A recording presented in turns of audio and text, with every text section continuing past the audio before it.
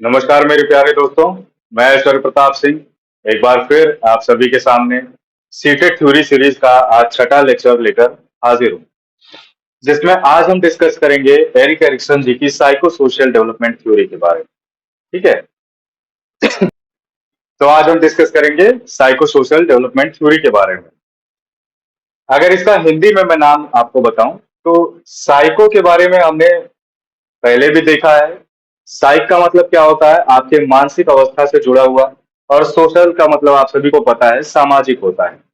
तो एक तरह से कह सकते हैं मनोसामाजिक डेवलपमेंट विकास का सिद्धांत जो इन्होंने दिया उसके बारे में हम बहुत ही अच्छे तरीके से, छोटी थ्योरी है, तरीके से सीखेंगे और सारी डिटेल्स के बारे में डिस्कस करेंगे। एक चीज और आपको बताना चाहता हूँ, ये थ्योरी सिर्फ एग्जाम देने वालों के लिए नहीं है। ऐसे भी अभ्यर्थी जो अभी माँ बाप बने हों हाल ही में, उनके लिए भी बहुत मददगार साबित होगा, क्योंकि इसमें बच्चे के मानसिक अवस्था के बारे में भी डिस्कस करेंगे हम, और उनके विकास की क्या प्रक्रिया होती है, उनके पर्सनालिटी डेवलपमेंट की क्या प्रक्रिया होती है, इसके बारे में भी आप जानेंगे। तो आइए डिस्कस करते हैं बिना किसी देरी के, जल्दी से खत्म करते हैं इसको। साइको सोशल डेवलपमेंट थ्योरी, ये यहाँ पर लिखा हुआ है इन्फ्लुएंस्ड बाय फ्राइड्स थ्योरी। ठीक है, फ्राइड जी की थ्योरी के आधार पर ये, मतलब फ्राइड जी की थ्योरी से प्रभावित है ये थ्योरी। कैसे है? सिगमंड फ्राइड जी की जब थ्योरी हम पढ़ रहे थे, डिस्कस कर रहे थे, तो उसमें हमने देखा था कि तीन फैक्टर्स के बारे में हमने पढ़ा था जो किसी भी व्यक्ति के पर्सनालिटी को क्या करते हैं, प्रभावित करते हैं। जिसमें हमने पढ़ा था इड, ईगो और सुपर ईगो। इड क्या होता है? वो बेसिक चीजें जो आपको जरूरी है, जो आपको चाहिए ही चाहिए। ईगो क्या है? वो सोशल एक्टिविटी जो आप परफॉर्म करेंगे उस इड को पूरा करने के लिए। ठीक, जिसमें ध्यान रहे कि सोशल रूल्स जो हैं, समाज में बने हुए नियम हैं, वो बिगड़ने नहीं चाहिए। सुपर ईगो क्या है? सोसाइटी से, अपने परिवार से जो आप मॉरल वैल्यूज जो है, आइडियोलॉजीज को अडॉप्ट करते हैं, वो आपकी सुपर ईगो हो गई। तो ये ईगो का इस्तेमाल करके इस थ्योरी का डेरिवेशन हुआ है, या यूं कहें कि सिगमंड फ्राइड जी के उस फैक्टर का, जो ईगो फैक्टर था, उसका इस्तेमाल इस थ्योरी में आपको देखने को मिलेगा। तो चलिए हम देखते हैं कैसे मिलेगा। सबसे पहले यहां पर लिखा हुआ है personality development is directly proportional. यहां पर हमने लिख दिया आपके लिए, पर्सनालिटी का सिंबल है ये, सॉरी प्रोपोर्शनैलिटी का सिंबल है। Personality development is directly proportional to social experience on epigenetic principle, not on Freud's sexual basis. ठीक है, इसके बारे में अब हम डिस्कस करते हैं। यहां पर लिखा है प्रोपोर्शनल होता है। पर्सनालिटी का जो विकास होता है, व्यक्तित्व का जो विकास होता है, चाहे वो मैं हूं, आप हूं, या आपके आसपास कोई भी अन्य मनुष्य या महिला कोई भी हो, उसकी जो पर्सनालिटी का विकास होता है वो किस चीज पर आधारित होता है? वो आधारित होता है सामाजिक अनुभवों के आधार पर। समाज में जब वो लोगों के बीच में बढ़ता है, उसकी उम्र बढ़ती है, उम्र बढ़ने के साथ साथ वो किस तरह से एक्सपीरियंसेस को गेन करता है। ठीक है, लोगों से सीखता चलता है, कहीं से चोट मिलती है, कहीं से प्यार मिलता है, धीरे धीरे उसकी उम्र बढ़ती है, उन्हीं के आधार पर उसका पर्सनालिटी का, व्यक्तित्व का, उसके विकास होता है। और चीज लिखी हुई है एपिजेनेटिक प्रिंसिपल के आधार पर। एपिजेनेटिक, डरने की जरूरत नहीं है, बहुत कठिन नहीं है। सीक्वेंशियल क्रम में, एक तरह से सीक्वेंस में विकास होता है। जो ये 8 स्टेजेस जब अभी डिस्कस करेंगे हम लोग, इसी क्रम में बच्चे का या किसी भी मनुष्य का विकास होता है। Not on Freud's sexual basis. Freud ji की जब थ्योरी हम पढ़ेंगे, यही वाली एड ईगो सुपर ईगो वाली, तो उसमें हम देखेंगे उन्होंने लिबिडो को, काम वासना को, कामुकता को, ठीक है, उसको जो है ज्यादा महत्व दिया है। ये कहा कि जो जिस व्यक्ति के अंदर जितनी ज्यादा लिबिडो होगी, उसी लिबिडो के आधार पर उसका कार्य आगे बढ़ेगा और वो अपने एक्टिविटीज को परफॉर्म करेगा और बेहतर से बेहतर करने का प्रयास करेगा। लिबिडो एक तरह से ड्राइविंग फोर्स होता है, ऐसा सिगमंड फ्राइड जी की थ्योरी में कहा।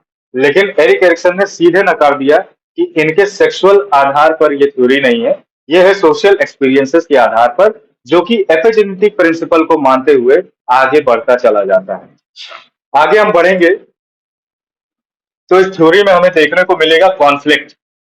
कॉन्फ्लिक्ट, ये जो वर्सेस करके लिखा हुआ है, यानी कि विरोधाभास।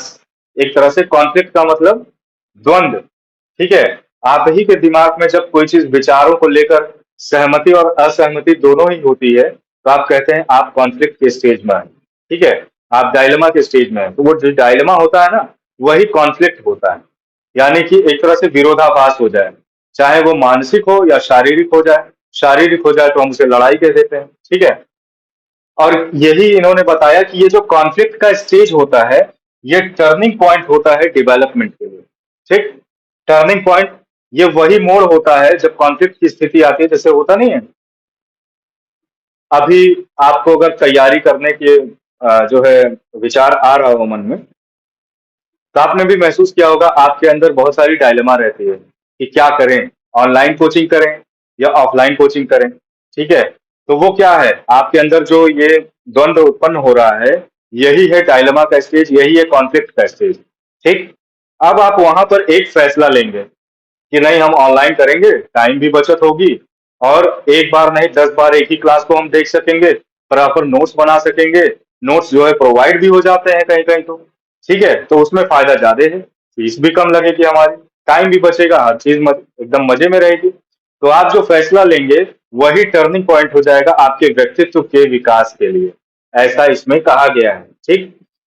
अब सीधे इसके बाद आती है इंपॉर्टेंट आपके स्टेजेस के बारे में। 8 स्टेजेस होते हैं टोटल। 8 स्टेजेस के बारे में एरिक एरिक्सन जी ने अपनी थ्योरी में डिस्कस किया है। ऐसा कहा है उन्होंने कि बच्चा जन्म से लेकर, जीरो से लेकर और मृत्यु तक, ये इंफिनिटी का सिंबल है, पहले बता दूं आपको। अब हमें किसी की उम्र थोड़ी ना पता है कि 60 साल या 70 साल ही जिएगा, हो सकता है वो 150 साल जी जाए।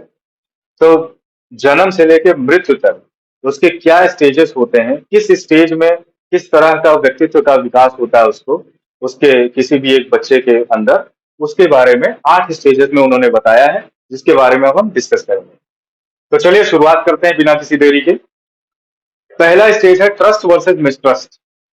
यहाँ पर आप देखिए, 0 से लेकर 1.5 साल के बच्चे तक ये देखा जाता है। 1.5 पौने 2 साल तक के बच्चों के अंदर ये चीज देखी जाती है। ये वो स्टेज होता है जब बच्चा बोल नहीं पाता ढंग से, बोलना सीख रहा होता है, आ बा कर रहा होता है, माँ पापा पापा ऐसे करता है बच्चा, गीगल करता है। ठीक है। उस स्टेज की बात हो रही है। इसमें क्या होता है, वो पूरी तरीके से आश्रित होता है अपने आसपास के लोगों पर, अपनी माँ पर, पिताजी पर, अपने भाई बहनों पर पूरी तरीके से आश्रित होता है। तो बच्चे को कोई भी तकलीफ होती है तो वो चिल्लाता है। उसे धूप लग रही है, उसे गर्मी हो रही है, सर्दी लग रही है, या चुभन हो रही है, शरीर में खुजली हो रही है, भूख लगी है, प्यास लगी है, कुछ भी हो, सुसु कर दे, पॉटी कर दे, कुछ भी कर दे, वो हर चीज में क्या करता है, रोता है, दिल खोल के रोता है, चिल्लाता है। तो उस चिल्लाहट से हर कोई तो नहीं समझ पाता, लेकिन माँ समझ जाती है उसकी कि उसको लग रहा है भूख लगी है, प्यास लगी है। तो उस हिसाब से वो तुरंत दौड़ के उसके पास पहुंचती है। ठीक है। तो जो दौड़ के पहुंचती है, तो वो जो 1.5 साल 1.5 पौने 2 साल तक बच्चा देखता है कि चिल्लाने पर तुरंत माँ दौड़ के आ रही है, उसके अंदर विश्वास की स्थिति उत्पन्न हो गई। लेकिन कभी ऐसा हो जाए कि माँ ना पहुंच पाए, पिताजी पहुंच जाए या कोई अननोन पर्सन पहुंच जाए, तब क्या होता है, माँ के प्रति अविश्वास की भावना उसके मन में उत्पन्न हो जाती है। तो यही है ट्रस्ट और मिसट्रस्ट की कहानी जो इस स्टेज में बताई गई।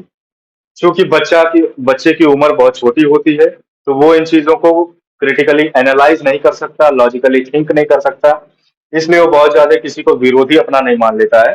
लेकिन हाँ, अगले स्टेज में जो बच्चा फेस करेगा, वो आगे के स्टेज में उसके प्रभावित होगा, जरूर जरूर उसका प्रभाव दिखाई देगा।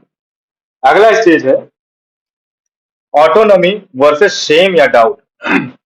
1.5 साल से 3 साल तक के बच्चों में ये देखा जाता है। इसमें क्या होता है, बच्चा ऑटोनॉमी स्वीकार करने लगता है, बच्चा चलने लगता है, स्टूल मेज कुर्सी कुछ भी पहुंच पकड़ के खड़ा होने की कोशिश करेगा, चलने की कोशिश करता है, और उस क्रम में वो चलते चलते कहीं पहुंच जाता है, मिट्टी खाने लगता है, कुछ करने लगता है, मिट्टी खाता है, जब माँ के 2 थप्पड़ लगाती है, तो उसके अंदर कौन सी भावना उत्पन्न हो जाती है, शेम और डाउट की, कि अगर माँ मिट्टी खा रहे हैं, गंदा काम कर रहे हैं, तो क्या होगा, मम्मी आएगी पीटेगी। वो उसके अंदर सबकॉन्शियसली जो है, अनकॉन्शियसली फीड हो जाता है। तो ये उसके अंदर जो भाव उत्पन्न होता है वो है शेम का, शर्म आती है उसे, क्योंकि 10 लोग के बीच में ठोका जाता है। तो एक तो ये भाव हो गया जो हमें देखने को मिलेगा 1.5 से 3 साल तक के बच्चों के अंदर देखने को मिलेगा।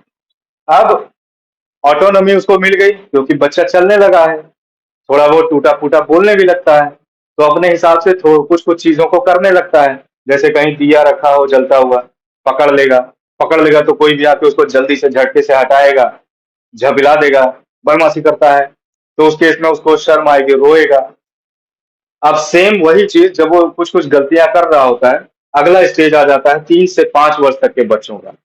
इसमें क्या होता है, वही ऑटोनॉमी आगे बढ़ जाती है, उसका एक लेवल और बढ़ जाता है और वो इनिशिएटिव लेने लगता है। बाहर जाके खेलने वाली जिद करने लगता है, ठीक है? किसी भी चीज़ के लिए जिद करने लगता है।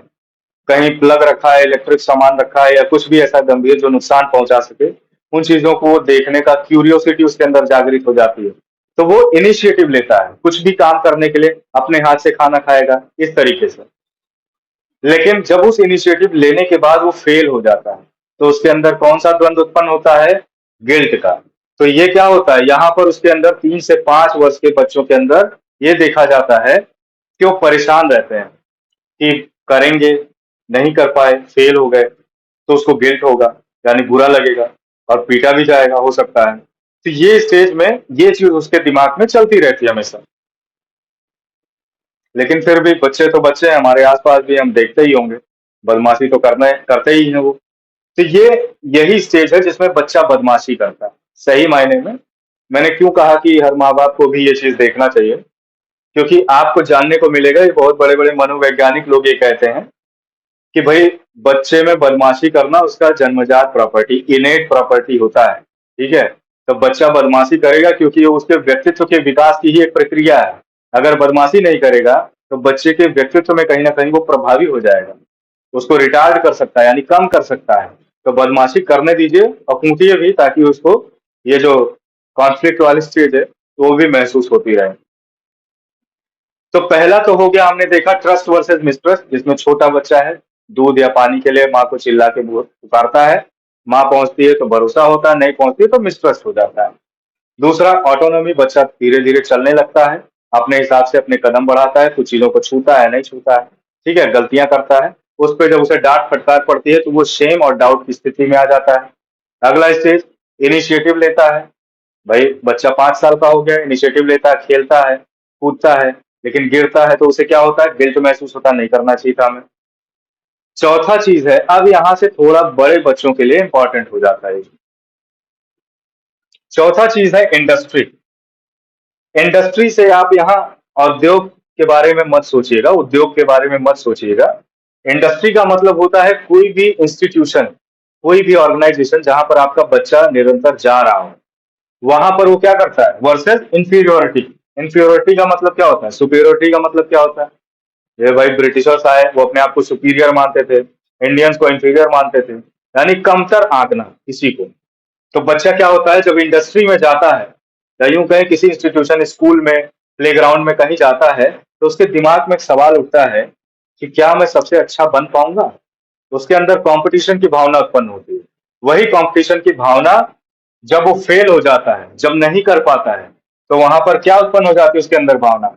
इन्फीरियोरिटी की, कि वो बाकियों से कमतर है।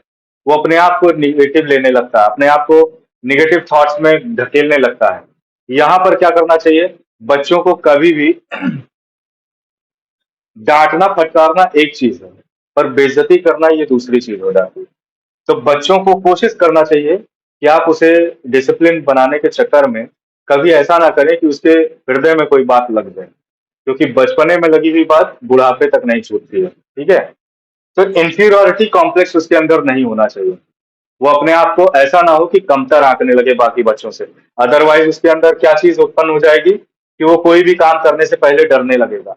वो डरेगा कि पता नहीं उसमें भी फेल हो गए तो फिर बेइज्जती होगी, यानी मेरे लिए वो चीजें बनी ही नहीं है। तो ये चीज नहीं होना चाहिए। ये किस एज ग्रुप के बच्चों में देखा जाता है? ये 6 से 11 साल के बच्चों में देखा जाता है। पांचवी चीज है आइडेंटिटी वर्सेस कंफ्यूजन। ये अभी हाल ही में आप में से देखने वाले बहुत सारे लोगों में ये स्टेज अभी जल्दी ही पार किया होगा आप सभी ने, तो इसकी यादें भी बहुत ताजा ही होंगी। आइडेंटिटी यानी पहचान, कंफ्यूजन यानी कि एक तरह से भ्रम की स्थिति। इस स्टेज में क्या होता है, जब बच्चा एक तरह से टीन एज में अपने होता है, एक तो मुझे ये समझ नहीं आता कि इन अंग्रेजों का टीन एज 10 साल से कैसे शुरू हो जाता है। भाई, महिलाओं में तो हमने भी देखा है, साइंस भी कहता है कि 12 साल के बाद प्यूबर्टी की स्टेज शुरू हो जाती है। पर लड़कों में तो ऐसा जो है देखने को नहीं मिलता, वो तो 15-16 तक जो बच्चे ही लगे रहते हैं। जोक से पार आगे बढ़ते हैं। Identity versus confusion. इसमें क्या होता है, बच्चा जो होता है वो आइडेंटिटी क्राइसिस में जी रहा होता है। यानी वो एक तरह से छोटा भी नहीं है, क्योंकि 11 साल की उम्र हो चुकी है, 11-12 साल की। छोटा भी नहीं है लेकिन बड़ा भी नहीं है सबकी नजर में। तो अब क्या होता है, छोटा ना होने की वजह से वो बाकियों की तरह अपने डिसीजंस लेना चाहता है, लेकिन बाकियों की नजर में बड़ा ना होने की वजह से उसको कोई डिसीजन लेने नहीं देता है। ठीक है। जैसे इस स्टेज के बच्चे जो हैं सोचते हैं कि एक तरह से कहें, मैं साइकिल से स्कूल जाऊंगा। कुछ बच्चे फिजिकली बड़े हो जाते हैं तो कहते हैं हम स्कूटी से जाएंगे, लेकिन उनके माँ बाप मना कर दें। ठीक, मना कर दें कि नहीं, अभी तुम इतने बड़े नहीं हो गए कि स्कूटी या साइकिल से स्कूल जाओगे, बस कराए हैं, बस से जाओ स्कूल। ठीक, डांट के उसको चुप करा दिए। अब वो बच्चे को दिमाग पे लग जाता है। क्या होता है, इस उम्र के बच्चों का जो भावनाएं होती हैं वो बहुत ही प्रबल होती हैं। उनको आप कोई चीज बोलेंगे तो वो सीधे यहाँ लगती है उनके। ठीक है। और यहाँ लगती है तो फिर ये काम करना बंद कर देता है। इसलिए इन बच्चों को बहुत ही ध्यान से आपको संभालना पड़ता है, बहुत ही ध्यान से। कहते हैं ना कि दोस्त बना लेना चाहिए, माँ बाप को दोस्त बना लेना चाहिए ऐसे बच्चों को जो आपके बराबर तक हो जाए। टीनेज के बच्चे ज्यादातर आपके फिजिकली आपके बराबर ही हो जाते हैं हाइट में। तो इसीलिए कहा जाता है क्योंकि ये बच्चे फीलिंग से बहुत स्ट्रांग होते हैं और ये अपनी बातें अपने अंदर ही रखना ज्यादा पसंद करते हैं। क्यों? क्योंकि ये इनके दिमाग में ये बड़े हो चुके हैं, लेकिन परिवार और अपने आसपास के लोगों में ये अभी भी छोटे हैं। ठीक है।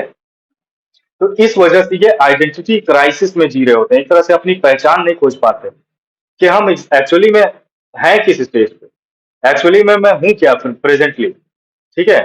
तो इस चीज को ना पहचान पाने की वजह से वो हमेशा क्राइसिस में होते हैं, या यूं कहें कि तकलीफ में होते हैं, अंदर ही अंदर घुटते रहते हैं। और जब यही हावी हो जाता है तो बच्चे अपने आप को नुकसान पहुंचाने लगते हैं। इसलिए माँ बाप को बहुत ज्यादा ध्यान देने की जरूरत होती है इस स्टेज में स्पेशली। अगर पिताजी हैं तो उन्हें कोशिश करना चाहिए कि मित्रात्मक व्यवहार करना चाहिए। लड़का है तो, अगर बेटी है तो उससे माँ को चाहिए कि एक तरह से सहेली की तरह व्यवहार करे, कि उसके हर सुख दुख को बांटे, ताकि वो अपने अंदर कोई बात ना रखे, ताकि वो कल को अपने आप को या अपने आसपास किसी को नुकसान ना पहुंचा सके। तो ये हो गया अपना ये वाला स्टेज, पांचवा स्टेज। आगे बढ़ते हैं छठे स्टेज पर। छठवां स्टेज क्या है अपना, इंटीमेसी वर्सेस आइसोलेशन। एक चीज मैं और आपको यहाँ पे ऐड करना चाहता हूँ इस पांचवें स्टेज में। चूंकि ये टीनेज होता है तो हम सभी को पता है कि टीनेज में क्या होता है, तमाम तरह के हार्मोनल चेंजेस भी होते हैं शरीर में, जिसका असर आपके चेहरे पे पिंपल्स वगैरह, एक्ने वगैरह देखने को मिलता है। इस स्टेज में बच्चे सेक्सुअली भी बहुत स्ट्रांग होते हैं। उनकी फीलिंग्स, सेक्सुअल जो फीलिंग्स होती हैं वो भी बहुत ही प्रबल होती हैं। एक तरह से कहें वो ड्राइविंग फोर्स होती हैं उनकी। कुछ ऐसे लोग होते हैं जो संयमित रहते हैं, कुछ ऐसे बच्चे हैं जो संयमित होते हैं इस उम्र में भी, लेकिन मेजॉरिटी ऑफ द चिल्ड्रन वो अपने आप को कंट्रोल नहीं कर पाते, और इसी चक्कर में वो बहुत सारे लाइफ के लेसन्स यहीं पर ले लेते हैं। प्यार मोहब्बत में पड़ जाना, उसमें धोखा खा जाना। चूंकि ये लड़कों के लिए ही नहीं, लड़कियों के लिए भी तो सेम चीज लागू हो रही है। सेक्सुअल फीलिंग्स जो है वो लड़कों के अंदर प्रबल है अगर, तो लड़कियों के भी अंदर प्रबल है। लड़कियों के अंदर तो इवन 12 years ऑफ एज से शुरू हो जाती है प्यूबरिटी की स्टेज। तो लड़के कहीं ना कहीं नासमझ ही होते हैं इस तरह से इस उम्र पे। तो क्या होता है कि उनके अंदर पहले जो है साथ आएंगे, बाद में टकराहट हो जाएगी और अलग हो जाएंगे। तो तकलीफ जो होती है उससे भी वो काफी कुछ चीजें सीखते हैं। अब जैसे ही 18-19 की उम्र पार करते हैं, इस वाले स्टेज से निकलते यहाँ पर जाते हैं, जो कि है 18 से 40 की उम्र। इसमें मैं भी और आप मेरे दर्शक जो हैं, इनमें से अधिकांश लोग इस वाले स्टेज में प्रेजेंटली आते होंगे, इंटीमेसी और आइसोलेशन के स्टेज में। ये बहुत ही खूबसूरत स्टेज भी होता है और बहुत ही खतरनाक स्टेज भी होता है। इसलिए खतरनाक होता है, इसके बाद अगर कोई खतरनाक स्टेज है तो यही है। उसका रीजन मैं बता दूं आपको। इस समय क्या होता है कि आपके इर्द गिर्द जो आपके मित्र होंगे, वो कहीं ना कहीं आगे निकल रहे होंगे, या अपने लाइफ में सेटल हो रहे होंगे, या शादी ब्याह कर रहे होंगे, और आप अकेले पड़े हो। आपको कोई पूछने वाला भी नहीं है भाई। ज्यादातर आजकल तो यही हो रहा है, क्योंकि लोग पढ़ाई लिखाई के चक्कर में, तैयारी और अदर कॉम्पिटिटिव एग्जाम की तैयारी करने के चक्कर में, गवर्नमेंट जॉब लेने के चक्कर में रुके रह जाते हैं। वो सेटल नहीं हो पाते हैं, भटकती आत्मा की तरह रहते हैं। भाई नौकरी नहीं। हमारे यहाँ मापदंड क्या है? उत्तर प्रदेश और बिहार में मापदंड यही है कि आप अच्छे तभी हैं जब आपके पास सरकारी नौकरी है। अगर आपके पास सरकारी नौकरी है तो आपकी लाख गलतियां माफ हो जाएंगी। अगर आप फोन पे रात भर लगे भी रहते होंगे, अब ये मत सोचिएगा कि मैं अपनी भड़ास निकाल रहा हूँ, लेकिन इस समाज में जो कुरीतियां फिलहाल यूपी और बिहार में देखी जाती हैं, मैं उसी पे एक प्रकाश डाल रहा हूँ। आप विचार करिएगा, मनन करिएगा। अगर तैयारी के दौरान बहुत बार ऐसा होता है ना कि आप जानते हैं आप योग्य हैं, आपका मित्र या आपके साथ कोई पढ़ने वाला व्यक्ति उतना योग्य नहीं है जितना आप जानते हैं, या आपकी अंतरात्मा जानती है। क्यों? क्योंकि एग्जाम में, या यूं कहें कि क्लास में डिबेट होता होगा, टेस्ट होता होगा, तो उसमें आप अव्वल आते होंगे, वो पीछे रहता होगा। लेकिन एग्जाम उसका किस्मत अच्छा हो और वो पास हो जाए, और आप जो है किस्मत के मारे फेल हो जाए, क्या होगा? लोग आपका मजा ले लेंगे।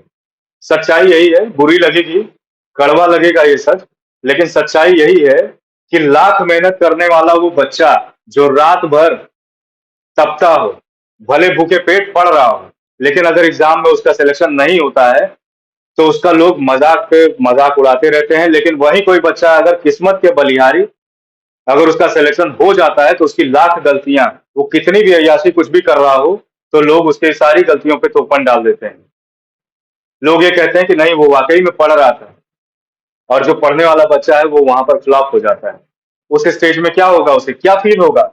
आइसोलेशन। जब नकारात्मक विचार उसके इर्द गिर्द घर बनाने लगेंगे, लोग उसे कोसने लगेंगे, तो अपने आप को वो आइसोलेट करने लगता है। समाज से कटा हुआ, सोशली आइसोलेट हो जाता है, सोशली अपने आप को कट करने लगता है, लोगों से हटने लगता है, अकेलापन उसे घेरता है। और इसी दौरान क्या होता है कि उसके अंदर तमाम सारी बीमारियां, स्ट्रेस, डिप्रेशन और इन चीजों का शिकार हो जाता है। तो भाई, आपके घर में अगर कोई भी ऐसा व्यक्ति जो तैयारी कर रहा हो, जो पढ़ रहा हो, अध्ययन कर रहा हो, आपको पता है कि उसके अंदर कैलिबर है, लेकिन अगर सिलेक्शन नहीं हो पा रहा है, या किसी कारणवश उसका सिलेक्शन या सफल नहीं हो पा रहा है, तो कभी भी किसी को कमतर मत आंकिएगा। और अगर आंकिएगा भी तो कभी भी निगेटिवली उसको कमेंट मत करिएगा, क्योंकि हर व्यक्ति अपने अपने टाइम जोन में जीता है। ठीक है? आप उसका आज मजाक उड़ाएंगे तो बहुत कम ही लोग ऐसे होते हैं जो दिल के मजबूत होते हैं, उन नेगेटिव कमेंट्स को ही आधार बना के आगे बढ़ जाते हैं। लेकिन मेजॉरिटी, अधिकांश लोग ऐसे होते हैं जो बेचारे दब जाएंगे, खत्म हो जाएंगे, उनकी जिंदगी खत्म हो जाएगी। तो किसी की जिंदगी खत्म करने में आप भागीदारी मत बनिएगा। तो खैर, इस स्टेज का यही मतलब था। पास अब दो स्टेजेस और बचे हुए हैं। पहला स्टेज है, यानी सातवां स्टेज है, जनरेटिविटी वर्सेस स्टैग्नेशन। जनरेटिविटी से आप ये समझेंगे जनरेट करना, कोई भी नए वैल्यूज हों, आइडियाज हों, या यूं कहें कि वे ऑफ लिविंग हो, इन चीजों को जनरेट करना। स्टैग्नेशन का मतलब रुक जाना। जैसे पानी है ना, नदी का पानी वो बहता रहता है, लेकिन तालाब का पानी क्या होता है? स्टैग्नेट होता है ना, रुका हुआ होता है। तो वही स्टैग्नेंट वाटर जिसको कहते हैं, वही यहाँ पर स्टैग्नेशन लिखा गया। ठीक है? जनरेटिविटी क्वालिटी, आपको एक चीज मैं और बता दूं, ये सेवंथ वाला जो है और ये एट्थ वाला, सेवंथ वाला तो सिक्स वाले से जुड़ा हुआ है। ठीक ठीक वैसे ही जैसे ये सिक्स वाला फिफ्थ वाले से जुड़ा था। लेकिन ये जो एट्थ वाला है ना, ये पूरी जिंदगी से आपके जुड़ा है, पीछे के हर एक टॉपिक से जुड़ा है, हर स्टेज से जुड़ा है। तो दोनों को बहुत ध्यान से समझिएगा, बहुत छोटा सा एक्सप्लेनेशन, ध्यान से समझिएगा। जनरेटिविटी, जब यहाँ पर व्यक्ति जो है पॉजिटिव रिलेशनशिप का मुंह देखा हो, यानी हेल्दी रिलेशनशिप का मुंह देखा हो, अपने पार्टनर से उसको पूरी तरीके से इज्जत, प्यार, ईमानदारी से मिला हो, तो क्या करता है? अपने अंदर नए स्किल्स का उत्पन्न करता है, नए स्किल्स जनरेट करता है। नए स्किल्स को जनरेट करना है, उसकी क्वालिटी हो जाती है जनरेटिविटी। यानी कि वो नया वे ऑफ लिविंग जनरेट करता है, जिसमें वो नए सोर्स ऑफ इनकम के बारे में भी सोच लेता है, परिवार को खुश कैसे रखना उसके बारे में भी सोचता है। एक तरह से फ्रूटफुल बिहेवियर हो जाता है उसका। लेकिन अगर वो निगेटिव रिलेशनशिप में रहा हो तो अगले स्टेज पे उसका असर पड़ेगा और उसकी लाइफ हो जाएगी स्टैग्नेंट, स्टैग्नेंट वाटर की तरह हो जाएगी। और हम सभी को पता है कि रुके हुए पानी में हमेशा मच्छर अंडे दे देता है, यानी कि निगेटिविटी घर कर जाती है। और स्टैग्नेशन जिसके अंदर हो जाएगी, आप ये मान के चलिए आपके भी घर में बहुत सारे ऐसे प्रौढ़ावस्था के लोग होंगे जो प्रौढ़ा से बुढ़ापा के दरमियान होंगे, 40 से 65 के वर्ष के बीच में। आपने देखा होगा कि कभी कभी बहुत लोग खुशदिल होते हैं। तो वो खुशदिल कौन होता है? जो अपनी जवानी अच्छे से जिया हो एक तरह से। और जो उदासीन व्यक्ति होगा, जो उदास रहता होगा हमेशा, या बहुत ही कठोरपन होगा उसके व्यवहार में, तो वो कहीं ना कहीं मेजोरिटी में वैसे ही व्यक्ति होंगे जिन्होंने निगेटिव रिलेशनशिप अपने लाइफ में बहुत ज्यादा देखा हो। ठीक है। और उनको तमाम सारी बीमारियां होने का भी खतरा रहता है, जैसे कि डायबिटीज है, शुगर है, बीपी है, स्ट्रेस होने की वजह से एंजाइटी है, डिप्रेशन है, लिवर खराब हो जाना, मल्टी ऑर्गन फेलियर हो जाना, ये सारी चीजें। और स्ट्रेस ना झेल पाने की वजह से अल्कोहल या एडिक्ट हो जाना या कुछ कर लेना, जिससे उनके पूरे शरीर को नुकसान होता है। तो ये स्टैग्नेशन की प्रॉपर्टीज है। ठीक। इस स्टेज में ये क्वालिटीज देखने को मिलती है। अगर अच्छा व्यक्ति है, अच्छी चीजों को उसने देखा है लाइफ में, तो वो अच्छा ही सोचेगा। और अगर खराब चीजें ही उसके पाले पड़ी हमेशा, तो वो स्टैग्नेंट हो जाएगा। अगला स्टेज है इंटेग्रिटी वर्सेस डिस्पेयर। इंटीग्रिटी से आप ये समझेंगे कि सिद्धांत, और डिस्पेयर से मतलब ये समझेंगे एकांतवास। ये 65 से मृत अवस्था तक जाता है। जब तक आप मर नहीं जाते तब तक आपका पीछा ये स्टेज नहीं छोड़ता। ठीक है। इंटेग्रिटी की अगर हम बात करें तो वो व्यक्ति जो अपने पूरे स्टेजेस में पर्सनालिटी डेवलपमेंट के हर स्टेज को अच्छे से जिया हो, उसने गलतियां भी की हो, नई चीजें ट्राई भी की हो, हर चीज से अनुभव भी लिया हो, एंजॉय भी किया हो लाइफ में, पैसा भी कमाया हो, काम भी किया हो, काम करवाया भी हो, मतलब एक तरह से कहें 80% उसने सारी चीजों का भोग किया है लाइफ में। वो व्यक्ति सबसे ज्यादा अनुभववान होगा, एक्सपीरियंस पर्सन होगा, क्योंकि उसने हर चीज का भोग किया अपनी जिंदगी में। वो व्यक्ति क्या करता है, 60-65 की उम्र के बाद अपना एक सिद्धांत बना लेता है कि हमने भाई अपनी जिंदगी जी ली है, हम खुश हैं, संतुष्ट हैं, अब हम प्रभु भक्ति में लीन होना चाहते हैं, अब मरते दम तक प्रभु की उपासना करेंगे। तो वो एक अपने वे ऑफ लिविंग को इजाद कर लेता है और जीता रहता है। वहीं पर दूसरा व्यक्ति जो अपनी जिंदगी सही से ना जी पाया हो, उदासीन हो, हर समय वो तकलीफ में, एक तरह से कहें कि उसकी कोई सुनता ना हो, ठीक है, कोई इज्जत ना हो, ना अपनी नजर में ना सामने वाले की नजर में, तो वो व्यक्ति क्या होता है, मरते दम तक हमेशा एकांत रहता है, अकेलापन महसूस करता है। क्यों? क्योंकि उसके पास बताने और सुनने के लिए कुछ भी चीज नहीं, क्योंकि उसने अपनी जिंदगी जी ही नहीं है। ठीक है। तो इस स्टेज का यही मतलब है। आशा करता हूँ आपको 8वां स्टेज बहुत अच्छे से समझ में आया होगा। तो मैं साइड हट जाता हूँ, आप एक स्क्रीनशॉट ले लीजिए। उम्मीद करता हूँ दोस्तों आप सभी को बहुत पसंद आया होगा। अगर कोई सुझाव हो, कोई डाउट हो तो जरूर पूछिएगा मुझसे। ठीक है, कमेंट में पूछिए या पर्सनली मैसेज करके पूछिए, चाहे जैसे पूछेगा, लेकिन पूछेगा जरूर। दूसरी बात यह है कि आप लोग वीडियो को पूरा देखा करिए। क्या है ना कि कई बार ऐसा होता है कि स्टार्टिंग में मैं कुछ इंटरेस्टिंग नहीं पढ़ाता, लास्ट में कुछ इंटरेस्टिंग चीजें बता देता हूँ। ऐसे कोशिश करता हूँ कि जितना बेस्ट मेथड हो सके आपको डिलीवर करूँ। ठीक है, ताकि आपको कभी डाउट ना बने किसी चीज का। तो देखिए, वीडियो पूरा देखिए, पसंद आए तो सब्सक्राइब भी लोगों से भी करवाइए। और जो भी तैयारी कर रहे हो उन सभी को, हाँ एक चीज और मैं कहना चाहता हूँ। आप सब ये सोचते होंगे कि अभी ये सीटेट का सीजन तो चल नहीं रहा है, ये तो दिसंबर में आने वाला है। तो भैया एक चीज बताइए, कल के दिन में और आज के दिन में थोड़ा कंपेयर करके देखिए। ऐसा महसूस होगा आपको कि कितने जल्दी बीत गया, पता ही नहीं चला, कब रात हुई कब सुबह हो गया। तो ऐसे करके 2-3 महीने कब बीत जाएंगे आपको पता नहीं चलेगा। बेहतर होगा मैं एक एक वीडियो आराम से टाइम लेके डाल रहा हूँ आपके लिए। तो आप जो है एक एक वीडियो को 2-3 बार देख लीजिए, ताकि एग्जाम टाइम में आपका ऑलरेडी सब प्रिपेयर्ड हो। ठीक है। इसलिए मैं ये सारी वीडियोस अभी बना के डाल दे रहा हूँ, ताकि आपके पास प्रॉपर टाइम हो। आप यहाँ से भी पढ़िए, आपका जहां से मन करे वहां से पढ़िए। एग्जाम टाइम में बहुत सारे लोग हैं मैराथन चलाते हैं, आप वहां अटेंड कर लीजिए। लेकिन अभी जो प्रॉपर नोट्स के लिए आपके वीडियो बन रहा है वो मैं बना रहा हूँ। तो इसलिए थोड़ा सा मेहनत को तवज्जो दीजिए और देखा करिए, नुकसान तो करेगा नहीं, एक्स्ट्रा नॉलेज। बाकी नेक्स्ट क्लास तक के लिए नमस्कार, जय हिंद, वंदे मातरम।